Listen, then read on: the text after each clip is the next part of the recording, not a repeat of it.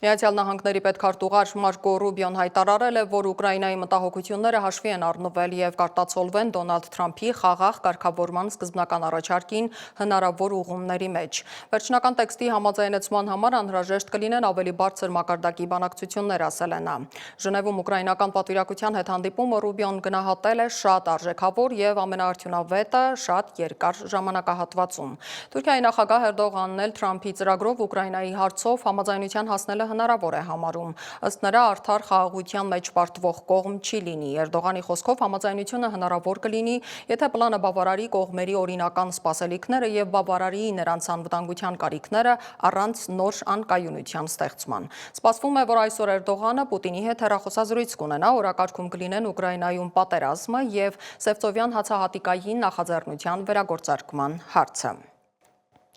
Այս թեմայով ռեպորտաժ է պատրաստել մեր միջազգային լրահոսի պատասխանատու Դավիթ Գենջոյանը, որի հետ մի քանի կարևոր մանրամասների շուրջ կզրուցենք հենց այս պահին։ Տաղավարում Դավիթ, ողջույն։ Ողջույն Անի։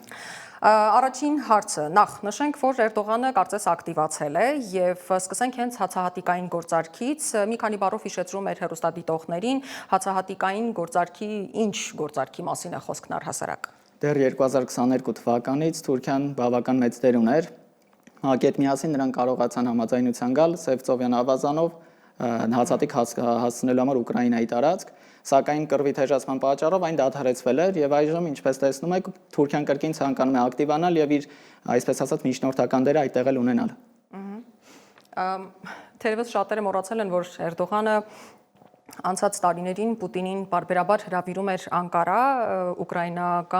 ռուս-ուկրաինական հարաբերությունները հարթելու հարցում, բայց հիմա կարծես միայն հեռախոսազանգով է արդեն բավարարվում, սրա մասին ինչ կասես։ Այո, շատ հետաքրքիր էր զարգացումները, քանի որ 3 անգամ, եթե չեմ սխալվում, թուրքական կողմը հրավիրեց Ռուսաստանի Դաշնության նախագահին,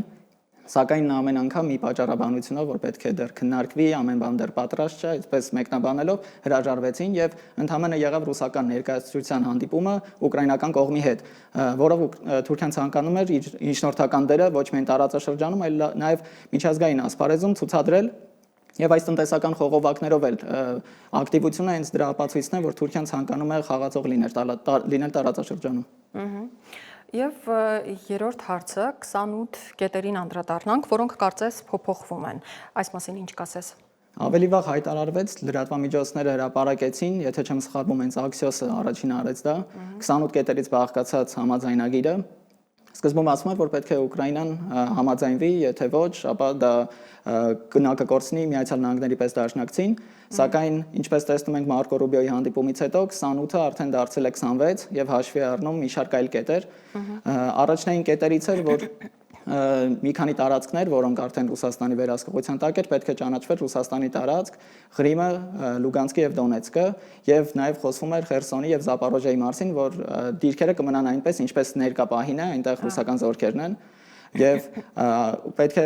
Ուկրաինան հրաժարվեր ՆԱՏՕ-ի անդամակցությունից, սակայն ինչպես տեսնում ենք Մարկո Ռուբիոն հայտարարեց, որ պետք է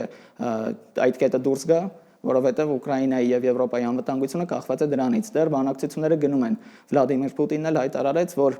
վերջնական համաձայնության չեն եկել, որովհետև ուկրաինական կողմը դեռ չի եկել համաձայնության։ Այնպես որ տեսնում ենք դեռ բանակցությունները ընթանում են։ Հետևենք դեպքերի զարգացմանը, շնորհակալություն Դավիթ։